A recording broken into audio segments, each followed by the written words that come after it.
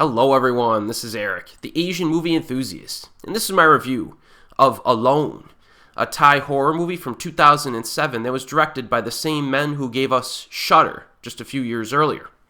And this tells the story of Pim, a woman who moves into a new home to escape the guilt of being the surviving half of a conjoined twin.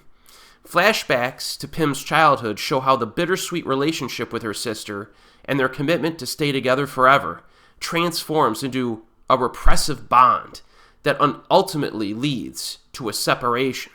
After she returns to visit her dying mother, the spirit of her dead sister angrily thrusts herself into Pim's life. Now, the easiest observation to make about Alone is that this is a high-quality movie. Really no surprise when considering the directing crew. It has the same level of filmmaking proficiency and professionalism that are observed in Shutter.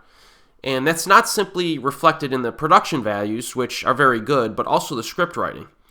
Alone is one of those horror films that relies heavily on its characters, the drama, and the storylines that are properly developed. It's very easy to kind of place yourself in the protagonist's position and sympathize with her situation. When you think about it, it's probably really difficult to live as a conjoined twin, literally connected at the hip to your sibling, which creates a lack of kind of independence and privacy, and you're with this other person like every second of your life. And that emotional stress is especially important because it slowly and efficiently escalates the conflicts. The flashbacks are handled pretty well, actually very well, I would say, because they rely less on dialogue or exposition and more on visual storytelling. They'll do a flashback in this movie that lasts like a minute or two, and there's like no dialogue at all. It's all just like watching what's happening. It's pretty cool. The present day scenes, of which there are more of, rely on the current relationship between our lead character and her husband, as well as her trying to figure out what's going on, with these supernatural shenanigans. So it's pretty solid stuff here. The acting is very strong. The lead actress is Marsha Watanapanish. I can't pronounce Thai names, but I like her a lot. And unfortunately, her filmography is very small. And I have only seen her in a few movies over the years, one of which was Phobia 2, which is also very good. Her look is that of I would describe her look as almost like high society elegance and like traditional beauty is how I would describe her look. And in Alone, she has a very classy delivery in her lines and mannerisms, which creates a very likable protagonist. She also has a little bit of an edge, which comes out at certain points in the movie, when she's stressed and stuff like that, and that helps to create some cool moments. And she carries the movie on her shoulders, really from start to finish, outside of the flashback scenes, because they do use different actresses for the flashbacks. But yeah, this is really her movie here.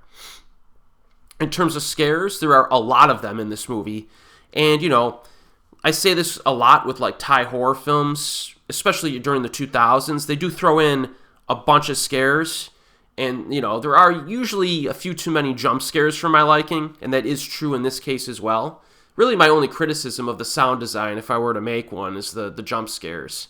But those are easily overpowered by the well-executed horror scenes. I like the scene at the beach, the ceiling fan scene, etc. There are a few clear shots of the ghost that you get, and its face looks pretty freaky. And, I mentioned the conflicts earlier and how they're very strongly developed. The strength of those and the script writing leads to, one of the most exciting finales of any Thai horror film that I can remember. I like the finale of this even more than the finale of Shutter, in my opinion. I don't know if I'm in the minority on that. I probably am. But it's pretty exciting and fun to watch. And I think the ending kind of elevates the movie an extra notch, because it finishes strong, So, I strongly recommend Alone. I'm not sure what the what the fans think about this. When you look at reviews online, the ratings are good, but I'm not sure in terms of, subscribers to this channel if you like this one as much as I do. It's currently streaming on Apple TV. It's also available on Blu-ray as part of the recent Thai horror collection set from Umbrella Entertainment. and the individual Blu-ray is available on Error 4444. So yeah, let me know what you think of this one, and which do you prefer? Do you prefer Shudder over this, or vice versa? And as always, folks, I'll see you next time.